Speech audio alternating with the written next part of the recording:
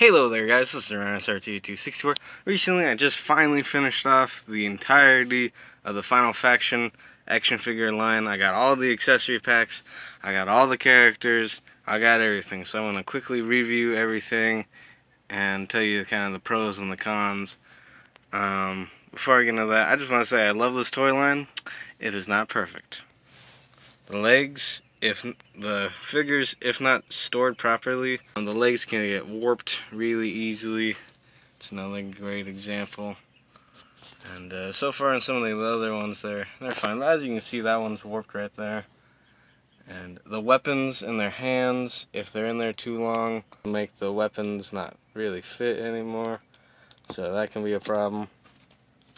And yeah, right there. I don't know how well you can tell, but that cannon is definitely bent, unlike this one right here.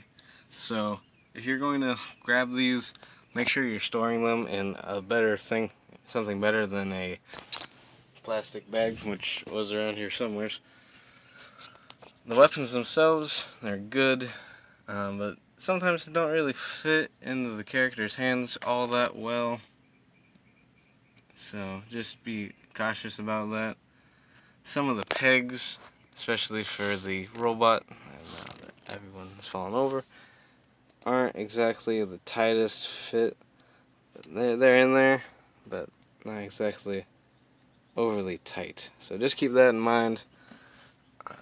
That's another example of just some of the weapons just don't really stay in the hands all that well. But oh, and this is another example. And this figure right here kind of sucks. The paint on her face is not very good. Paint chip right there. And her feet really don't peg into anything. And her little thing back here just falls off too easily. I tried unscrewing that screw right there to make a better hole, and apparently it just didn't make anything better. Okay, this looks bad. There are ways to fix the legs, like basically just bending them the other way. And if you really wanted to, you can get some hot water and rebend them. Or if you really wanted to, you could just get another figure. The best, like everyone's saying, the best part of these figures is the cost. They are $1, and to me they work great with other figure lines.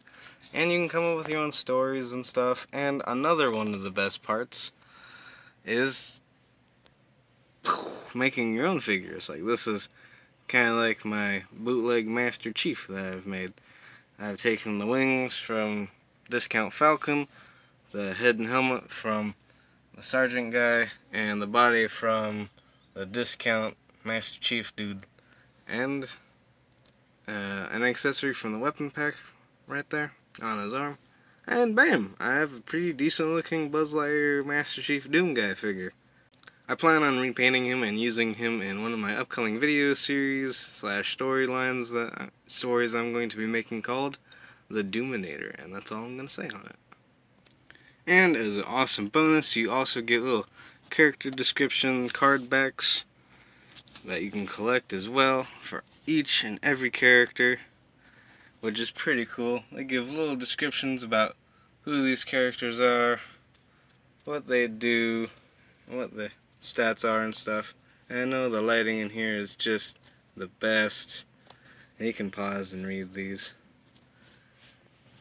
And they're overall pretty cool. Very nostalgic towards the 80s, having little card backs that you can cut off and collect, a bunch of monsters and robots and other characters, to tons of guns.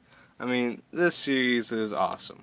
So basically, for the price of all this, you can get one of them. Now granted, this figure alone is better than any of these figures individually, but as a whole,